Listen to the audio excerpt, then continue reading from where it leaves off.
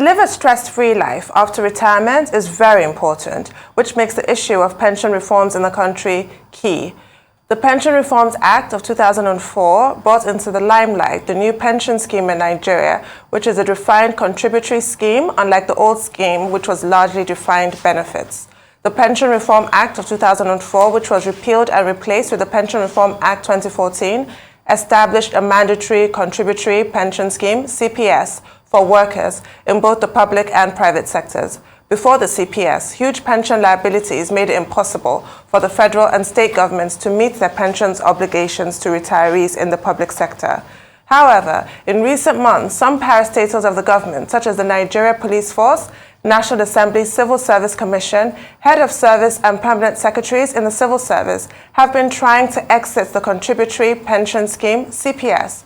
Joining us on the show this morning as we discuss pension reforms in Nigeria and the Contributory Pension Scheme, which came into effect in 2004, is Ayuba Wabba, President of the Nigeria Labour Congress.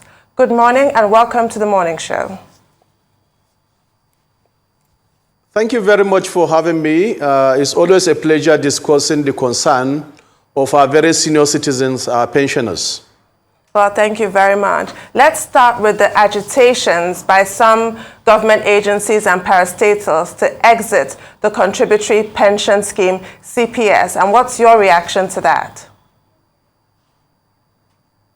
Well, thank you very much. I think you lay the foundation of how we arrive at reforming the pension system.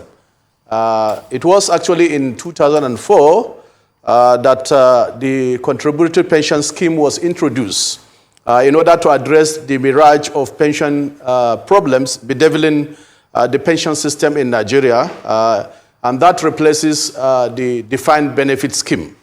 First is that it introduces, one, a stable and predictable source of retirement income for each pensioner in Nigeria, be it in the public sector or in the private sector.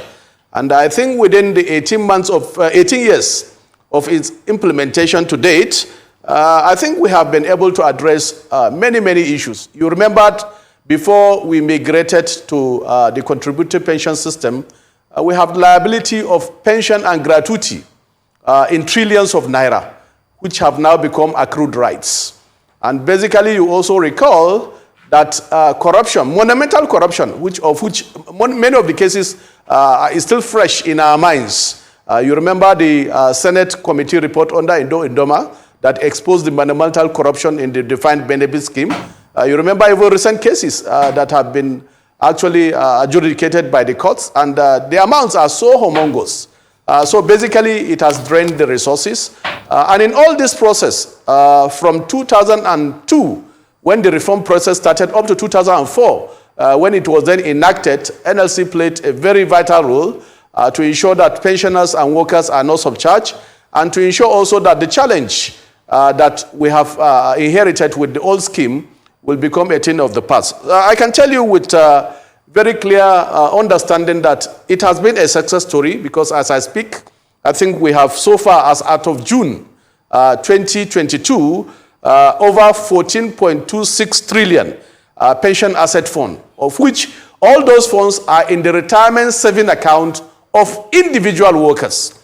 Due to some implementation challenges, there have been, yes, some clamor among certain category of federal government employees for exemption. And I agree with you. And they want the scheme to reverse back to the defined benefit scheme. Certainly, this will be counterproductive. I think their issues are essentially about the quantum of money that will be earned by the pensioner on retirement.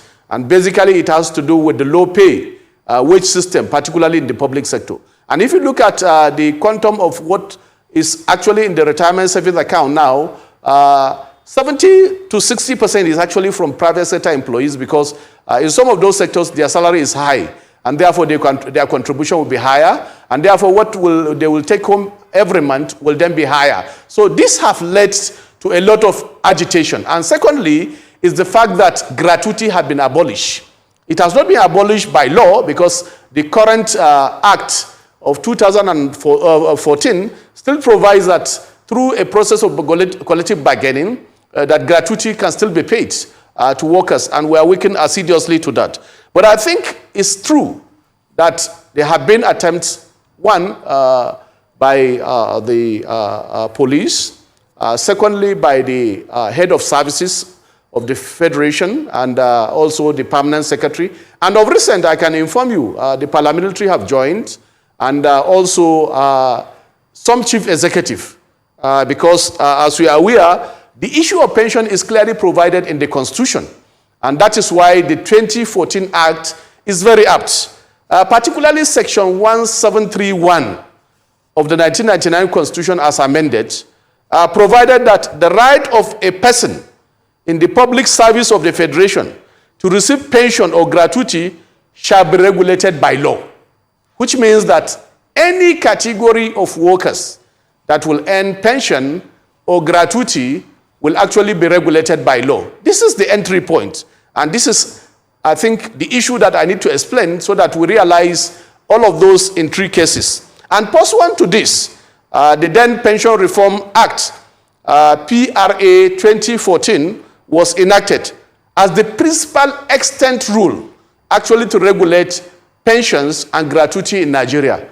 There were actually some also subsidiary acts of parliament to also address specific sectors, particularly the military and some security agencies, NIA and then DSS, and then also the judiciary. There are two laws actually to also regulate pensions in the judiciary. And this is in pursuant to Section 291 of the Constitution. So all of these have been working in synergy to make sure that pensioners are able to contribute because it's contributory. And you remember also in the provision of the 2014 Act, which has been amended, federal government will contribute 18%, not less than 18%. That is the minimum, and also for other employers.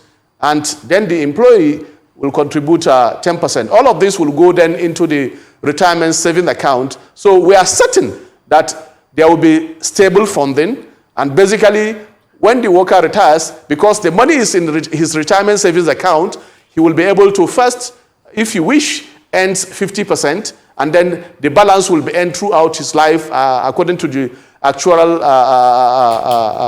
provision of his longevity. So this has been the issue. So as I said, the challenge majorly is about the quantum in the public service, where I think there is this agitation that people want to exist. And I will tell you that out of all those I've mentioned, I think an error occurred. I can say administrative error, because there was actually two legal opinions from the Attorney General of the Federation on the issue of head of services and also permanent secretaries. The first legal opinion was in 2015 when they tried to actually exist. And it was clearly provided that, well, the present provision of the 2014 Pension Act still provided for head of services. And I think it's good I refer to that section, particularly Section 7 and Section 6, provide that political appointees, such as head of services, permanent secretaries, are covered by the contributory pension scheme, but shall retire with 100% of their salary as pension. And where the pension account, that is their retirement savings account, cannot provide this benefit, the federal government shall fund the shortfall through budgetary provision. So this has been the provision of the Act, and this has been practiced since 2015. But the agitation to exist have been there. But I think in 2019, there was a contrary opinion from the Attorney General, which now say that, well, because they are appointees of the President, they can then be classified as political appointees, and that they can earn their salary. That one, they should exit the contributory pension scheme, and they can earn their salary for life. And presently, what is happening is that their salaries is also being paid on the same platform of IPs where regular workers are also being paid. I think that is actually the genesis of also the present agitation, because we have looked at it clearly that also chief executive of all boards and parastatals, including Auditor General of the Federation, including Accountant General of the Federation, all of them are appointees of the president, but they are actually working in the public service. They are not strictly, in the sense of it, political appointees, because political appointees, their remuneration and severance package is provided in the Revenue Mobilization and Fiscal Commission. So if you look at it clearly, I can say clearly that there is an error of interpretation in this particular issue, and that have arisen all of this agitation. And we need to manage it very well, because if we don't manage it, certainly I think we'll now gravitate towards where we are coming from. First is that the contributory pension scheme will be threatened, because what is good for the goods is also good for the gander. Because if you look at the structure of the public service, there is actually a hierarchy of how you actually move up the ladder from being on level 8 or 9. You now move to the ladder, you become a director. From a director, you will be privileged to be appointed either permanent secretary or head of service. So if you look at it, all the structure of the civil service is well structured. So basically, to now take this decision, which I still maintain that is an error, because the law provides very clearly that all pensions must be regulated by law. And basically, when an administrative decision is taken, which is not regulated by law, basically I can say it's an error. So this is the basis for the current agitation by chief executives of board and parastatals, auditor generals of the Federation, accountant general of the Federation, and you know also that funding all of this. Okay, Mr. Wabba, if I may just come in here. Pose serious challenge. If I may just come in here, Mr. Wabba. Now, 2 questions. Now, if these groups that are agitating, if they exit the scheme, what will be the impact? Then secondly, now, you were once quoted saying that less than 5% of states have keyed into this contributory pension scheme. So what is the NLC doing to ensure that more states, if not all states, key into this contributory pension scheme? Because this is a provision of the law. Thank you very much. First is that if this group of people exit, it then means that it will have to be funded from the budget, which I think from all the facts is not going to be possible. Because it then means even for one group alone, let me tell you, from the actuarial valuation, police alone will require about 1.8 trillion to actually handle the liability of pension and gratuity if it is actually to be funded from the consolidated budget. Same will apply to those categories that will also exit. Is this sustainable? The question is for us to analyze. Let me give you a clear analysis, even for this 2022 budget. For the 2022 budget, 577 billion was budgeted for pension and gratuity. Out of this, 45.5% will actually have to address the issue of military pension, which is 41.8%, and the 2 security agencies, DSS 2.1%, and for NIA also 1.6%. So combined, so what is remaining for the entire public service, which is very huge, is then about 50-something%. And you know for sure that even for actuarial right alone, which means those that have retired, which have worked before 2004, when the contributory pension scheme started, what is provided in the budget is only 125 billion. That is the accrued right. And that is why when you retire, because your accrued right is not also paid into your retirement savings account as and when due, you will not be able to access your contributory pension. So it will actually distort the entire system. And basically, as I said, once also this category withdraw, it then means also that the entire financial system will be disrupted, because why? They will then also assess their money out of the 14-something trillion I mentioned, which is being invested, and largely in instruments that are yielding returns to the beneficiary, the contributory pensioners. Okay. So basically, those will be the implication.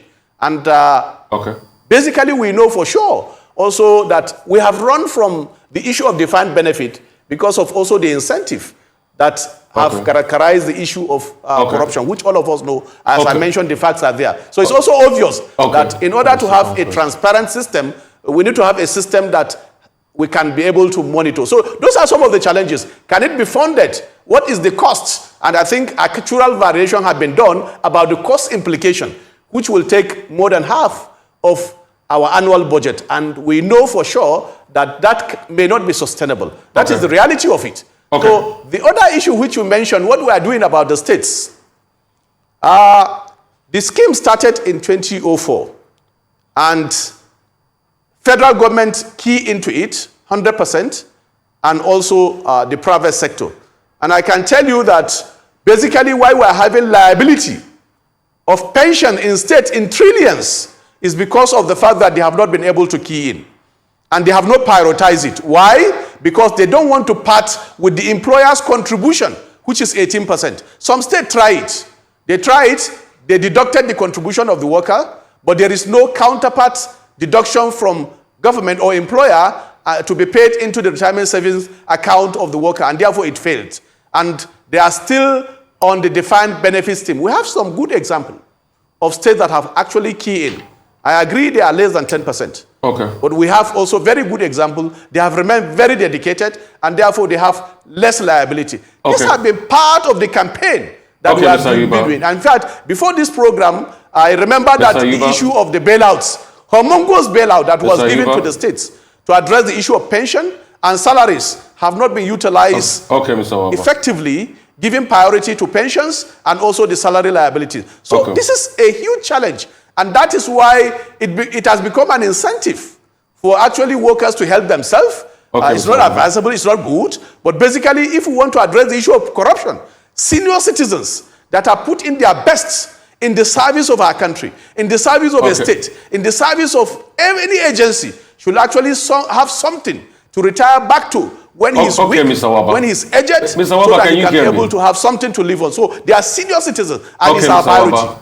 Okay, great. I mean, you've said a lot, and it's good you touched on the matter of the states. A lot of the state governments are not just paying, and some don't just count it, like you say, as something necessary to pay.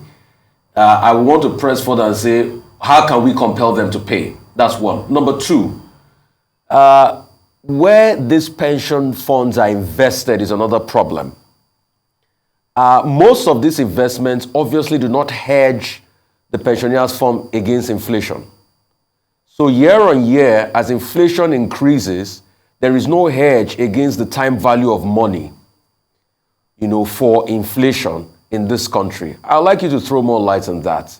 And also, the talk about some of these funds being invested in governmental projects and things like that, being borrowed and things like that. I'd like you to throw more light on all of that area for us. Thank you very much. First, we have done a lot through advocacy and campaign, including naming and shaming states that are not able to address the issue of their pensioners. And if you remember clearly, even on this year's May Day, we have actually commended many states that are either on the defined benefit scheme or on the contributory pension scheme, and they have responded clearly to address the issue of workers. And I can still have them on the tips of my hand. I can mention them to you, and we have said so clearly.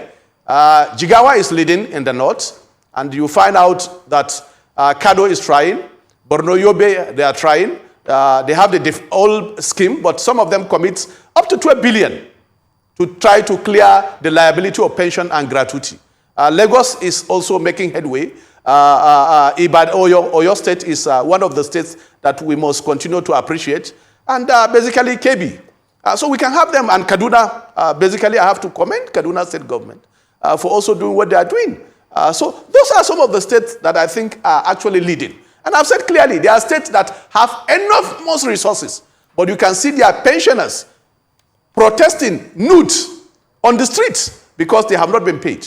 And I think I have mentioned that clearly without number. Rivers is one of them. It's not about resources. So we must continue to protect those workers, protect those pensioners, and we must continue to name and shame and also celebrate those that are doing well. The pensioners, during their delegate conference, I was there in attendance, and I actually gave awards on their behalf because they awarded states that are actually doing well, and they listed all those states. So I think this is the way to go. So it's a major, major issue in the Charter of the Man of Workers that will actually be the focus of every worker in the political dispensation.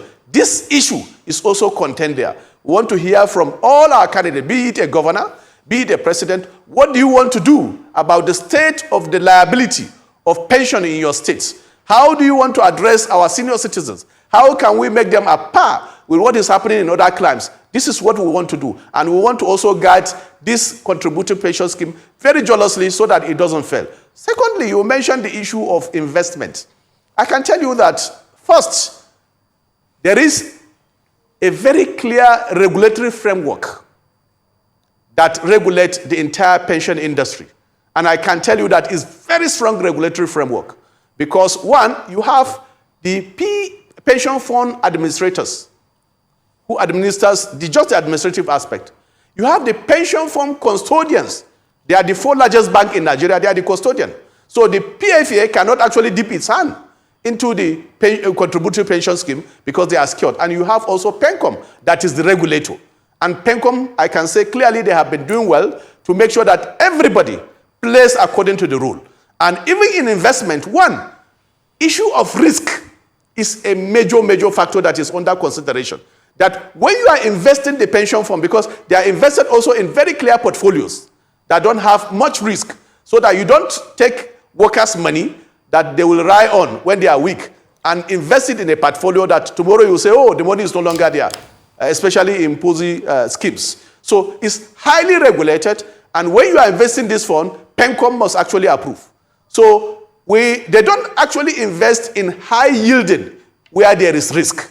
They invest in less risky ventures, and one of them, which you mentioned, is federal government bonds. Is everywhere around the world, they are actually secured. So even federal government cannot just dip its hand into the pension fund and say, I want to utilize it. No, you can always go through the normal process, and it will take the PFAs to actually invest those funds in those portfolios that will actually deliver maximum returns. And those returns will be the returns also that will reflect in the retirement savings account of the pensioners. One important issue which you mentioned is actually the issue of inflation. It's very, very unfortunate because where the economy is not doing well, it affects everybody. It's not only pension fund. If you have your money today in your saving account in a commercial bank, it will be impacted because the inflation rate is going higher. It's not predictable. You cannot be able to determine it, and basically it's a wider issue that has to do with our economy. Just a few weeks ago, I was coming back from a meeting with our Japanese colleagues. They told me that inflation rate in Japan is 0.1%, and borrowing rate, especially for housing, is 0.1%, and the length of payment is 25 years, and you can confirm all of that. So basically, it's about how our economy is performing. It affects everybody, even workers. The purchasing power of workers have been reduced to virtually nothing. Because when we signed the 18,000 minimum wage, is almost close to $100. Today, the 30,000 is not higher than $50. So basically, it's impacting on all sectors of the economy. Right. And I agree with you, it actually impacts on the pensioners. And that is one of the issues we have raised with PENCOM, to say that, can we also be very innovative to look at how best we can look at the issue of inflation and try to make sure that the funds of the pensioners are also protected and the pensioners will not suffer the consequence of the collapse of the economy. Well, Mr. Wabba, since we have you here, we have to talk about the ASUU strike, in which the NLC and other trade unions waded in solidarity, trying to up the ante. There was a headline in this day newspaper which asked the question, will the NLC involvement end the ASUU strike?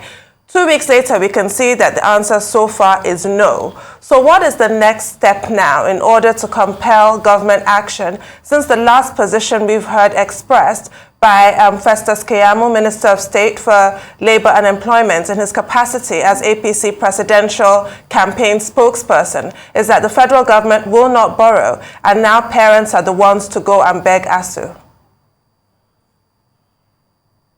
First is, let me try to correct that statement. I think I don't want to join politics with facts that are already on the table. Government don't need to borrow actually to address the issue of ASUU. I can say that with all sense of modesty because we also know the facts. I think also the figures that are being paraded around is not absolutely correct. Yes, Breeze Committee made a recommendation. And the report is with government. Government is considering the report. And the way reports are being considered is that they can strike a balance to look at the issue. And it's not near the figure that is being paraded around. So basically, that is the issue. First is that that national action is like a matter of necessity to try to make sure that we put the issue on the front burner and urge government to do the needful. Certainly nobody is happy that our children are out of school for now close to 7 months.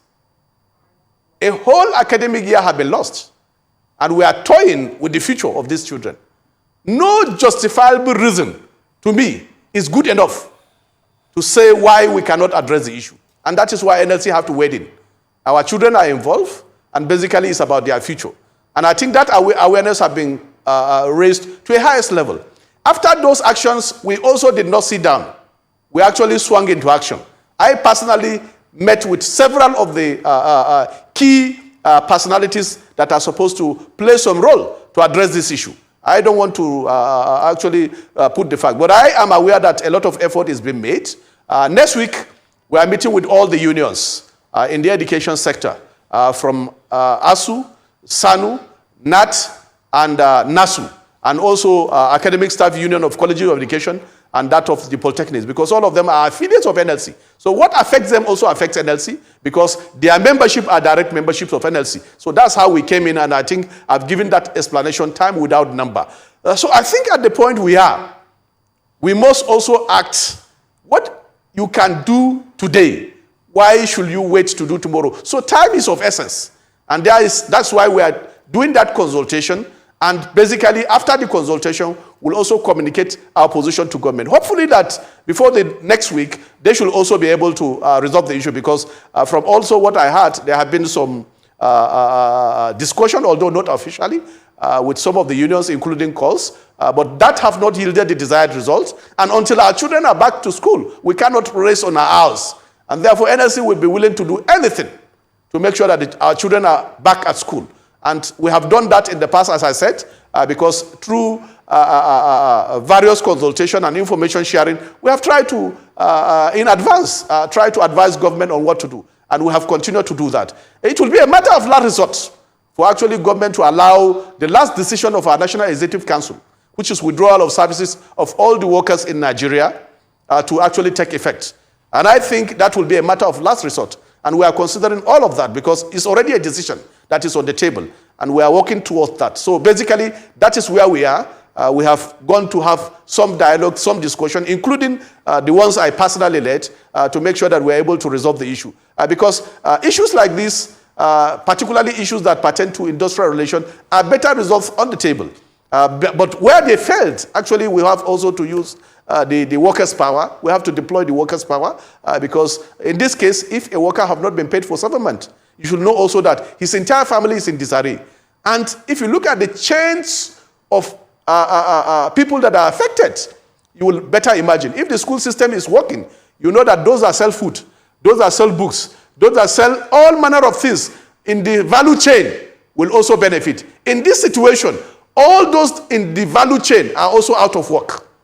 They don't have means of livelihood. And therefore, it will act to the insecurity challenge or to the social challenges that we have in our system. And you know also for sure that if children are out of school for 7 months and they are adults, a lot of things also can happen. So nobody is happy. We are not happy. And that is why it has given NLC a lot of concern.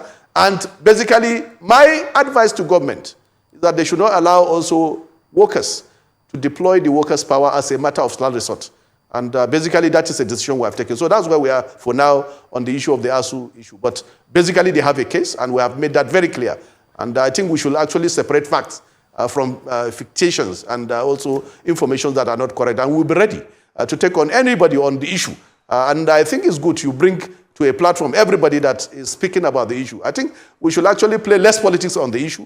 We should actually speak about the substance of the issue and how to resolve the issue. And basically, it will be an act of irresponsibility for anybody to say that, well, these issues doesn't matter and that they don't have solution. I think part of the burden of leadership is actually to find solution and address issues. Okay, thank you, Mr. Wabba, for that answer. Many Nigerians will be pleased to hear that your intervention, that is the intervention of the NLC, is bringing us closer to solution on the ASUU strike. But one area will not fail to ask you, the issue of subsidy. The humongous amount Nigeria is spending on subsidizing PMS, petrol, could be better deployed to areas where it will benefit Nigerians and workers in particularly better. But the NLC is saying no to removal of subsidy. Why are you standing on this ground and not shifting position? Well, thank you very much. It's because we have sufficient information, Anchor person, because first is that the issue of subsidy can be addressed. And it can be addressed in a win-win situation where Nigerians will benefit, government will also benefit. I think the major problem of Nigeria for now is not even the issue of subsidy, it's oil theft. Because I read just 2 days ago how much we are losing daily on the account of oil theft, and that we cannot even meet our production quota as allocated by OPEC. It's a major challenge, one side. But on the issue of subsidy, the position of NLC is very clear. If you just say, no, we are removing subsidy, and the refineries are not working, the same issue that is playing out with diesel will then be what will happen to Nigerians. I don't know whether you run your organization partly on generator, and I'm sure you may have known the cost. You must also have the cry from manufacturers, small and medium-scale enterprises. On daily basis, we are losing workers because some of them, small and medium-scale enterprises, have to run their businesses on generators, and diesel is actually the commodity that is being used. Now it's out of reach. And basically, this is the challenge. So what do we propose? We have done intensive research on what can be done. In fact, the issue of trying to maintain the payment of subsidy without making our refineries to work is inefficiency of our system. And we have said clearly, in all the OPEC countries I know, Nigeria is the only country that imports 100% of refined product.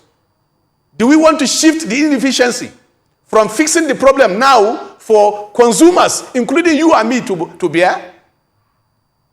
If you do that, and if we even go by the recommendation of the Governors Forum, that we should just say we have removed subsidy, which means it's not actually the subsidy we are addressing. We are addressing a systemic challenge that we need to fix for Nigeria to benefit. Today we are looking at unemployment situation in Nigeria as a major challenge. And we are exporting our jobs by taking crude oil just very close to us here, either Nigeria or other countries, or to Europe, refine it and then bring it back. And we say, no, we have problem of subsidy.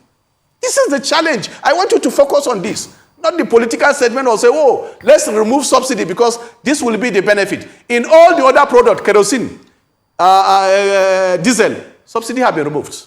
What had been the story of Nigerians? Is it affordable? With 30,000 minimum wage, is it affordable even for somebody owning a motorcycle or a small generator? I pass my neighbor to buy a liter at the current price of diesel, because all of them are refined through the same process. Let's say 700, 500. Is it affordable? When you look at the poverty statistic of Nigeria, which said that, in fact, the majority are below the poverty line, earning less than $1, or half a dollar now. In fact, half a dollar, because $1 is actually going in the parallel market, almost hovering around 600. So we are talking of 300 that many cannot be able to earn. And look at the chain benefit. Just look at the people that possibly are using vehicles. No. In most of our villages, I pass my neighbor generator, motorcycle, this keke napep.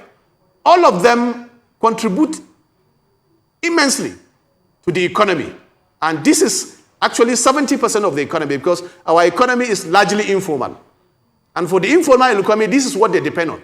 So we have made the argument time without number. We are not against the removal of subsidy, but it must be on the basis that we are refining here at home.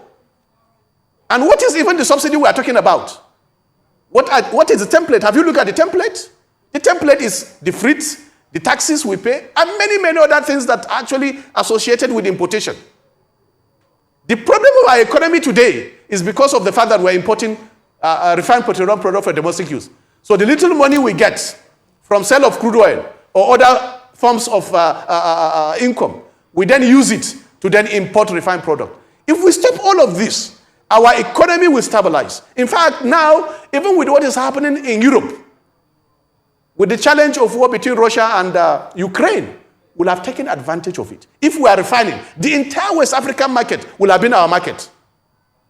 In fact, Nigeria will have been the most prosperous country in the world. So deliberately, people have refused to allow the refineries to work. And I can tell you that they can work. Our refineries are not old. We have done enough research. We have commissioned research around the world. Those 4 refineries are not old. We have refineries in India that are 100 years old that are still working. You can upgrade refineries from X capacity to Y capacity, and they can still function. So basically, this is the major problem. So don't be confused with the whole issue of how do we remove subsidy. No, it goes beyond just the rhetoric of removing subsidy and using money to address issue. No, it's a developmental challenge that we need to fix as a country. Okay. And I think it has been on the table from the inception of democracy. All the 8 years of Obasanjo, this issue has been on the table. Okay. In fact, at the time, we are doing swap. Let me tell you what swap means. Swap means we are taking crude oil outside the shores of this country, because when you refine a barrel of crude oil, you are sure of about 12 to 17 other derivatives. So they will take it out and then refine it and bring it back. And that stabilizes the price. That can still be done. Mr. Wabba, good argument, but a lot of people will say to you that in 2012, Labour said subsidy must not be removed. And you went out there to protest. Some will argue with you that that would have been the best time to remove subsidy, and probably those gains will have been plowed into fixing the refineries and all of that. But Labour practically kicked against it. And what will you also say about the argument made by the president in the Bloomberg interview, that the knock-on effect on the cost of living will hurt the people even more when it's pulled out now? Although a lot of people, consensus have been reached that it's not sustainable in the long run, but the knock-on effect on the cost of living. So if it's pulled out now, wouldn't Labour be the one protesting on the cost of living occasioned by this inflation? Simple. Let me tell you from historical perspective, and it's empirically tested. Anytime you remove subsidy, inflation will go up. It's not wages that actually trigger inflation. That has happened in 2011. And let me tell you the historical context of the argument of NLC. Not only even under this regime, all the regimes under this current political dispensation, that argument had been on the table. And it is deliberate that the refineries were refused to be full. And let me tell you that of 2012 and also 2011. At all levels of negotiation after those contestations, government will agree that we are going to fix the refinery, including the one we had in 2016. In the clear terms in the agreement, and you remember Kachiku said, and you can check, that the refineries will be fixed before 2022. All those commitments have been made. I remembered under Yaradua, you remembered very well, when we had that contestation, he did not only stop the sale of the refineries, he said, I'm going to fix the refineries. And he provided buses, he provided housing. Particularly, I remember that 20 billion was given to the federal staff housing to cushion the effect, and also provided buses across the country. And it was work in progress because he has a template of actually fixing the refineries. So basically, it's lack of political will. The problem has been there since the inception of democracy. Why have we not been able to fix it? It has become a campaign issue. Everybody that has campaigned have said, no, I will fix the refineries. Why has it not been fixed? It's another ball game. It's the incentive associated with importation. That is the only reason. So don't transfer the inefficiency to citizens. That's what I'm saying. And that is what you are trying to preach. And that is not sellable to us, especially those that understand the dynamics of and the power play in the entire value chain. What you do essentially, if you say, I've removed subsidy, but I will continue to import, is that continue to pay higher. And that is how diesel started. Nobody knew that diesel will reach 800 naira per liter. If we knew, and that's why those that have been propagating the issue of either the regulation or subsidy removal, suddenly when that issue went higher, in fact, their voices went low. But now it's coming up. So basically, this is the argument. Let's understand the dynamics of the argument. Is Nigeria lacking in ideas to fix our 4 refineries? If the 4 refineries are working, and private refineries like Dangote is doing is working, then it's understandable. We can look at the basis and say, yes, we are doing this, but we have shortfall that we need to import. And that will be the basis to now address the issue of subsidy. But addressing subsidy merely by saying that let's continue to import, forget about refining products, and let Nigerians bear the cost. As the president has said, maybe you, people, the rich, will not feel the impact. But we, the poor that represent the poor, will feel the impact, and Nigeria will feel the impact. And that's why at every issue of contestation, Nigerians have come out in mass to say, well, if subsidy removal means price increase, certainly is a bitter pill that will be difficult to push down our throats. Right. Even if we had working refineries or we build functional refineries, that does not mitigate the impact of market forces when crude oil prices rise. All that eliminates is the cost of importation and MPA charges. What do you say to that? And also, the subsidy that we pay now is a subsidy on consumption. Is it not better to have a subsidy on production, which will encourage a lot more people, employ a lot more people, rather than this corrupt, opaque process that we have, where we don't even know how much fuel that we actually consume in this country and we're paying a subsidy for it?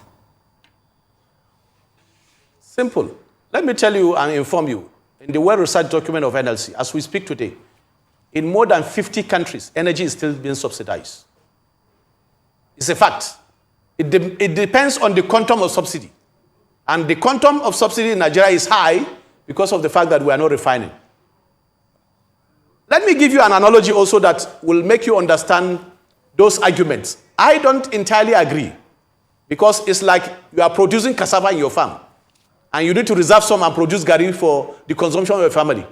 I'm not sure you will have to sell it at the prevailing market price for your family to actually benefit. And therefore, I think as Nigerians, that God has given us this commodity free of charge.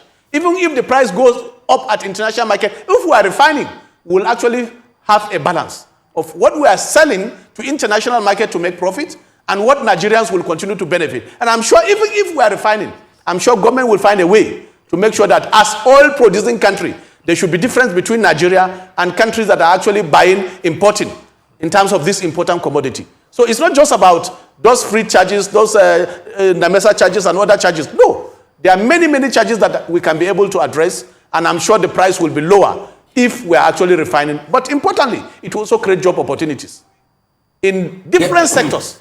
The byproduct alone will create a lot of job opportunities. So it's something that we have looked at it. We have a well-researched document. We have shared with government. Nobody has faulted that document. Okay, Mr. Wabba, but before we leave, a lot of people argue with you based on what you just said, but crude is still being sold at international prices. Factor that into your argument. It will still be sold at international prices. I agree with you. That's the analogy I made. Crude is still being sold at international price. I quite agree with you. But I'm saying also that in the context of Nigerian situation, we're a major oil producing country. We should still find a way. If it's being sold in dollars, we can actually sell it in naira to those that are refining. And that certainly will bring the price down. So we don't need to sell actually at a dollar price, which invariably, because our currency have been unstable, because in most cases, those importing now will have to source their forex from the parallel market, of which the exchange rate between the parallel market and the official market, you know the gap that exists between. So in all of this, if you look at it, put it on it, we have analyzed all of this. I can share those documents with you. It's on the website of NLC. Many Nigerians can look at it. It was produced by one of the best Nigerians is an economist, a petroleum economist based in Texas. He consults on many countries. And therefore, he has looked at the situation of Nigeria. We commissioned him to do a report, and that report has been widely shared. So basically, there are options that we can use to actually fix our problem. Okay, thank you so much, Mr. Wabba, President of NLC.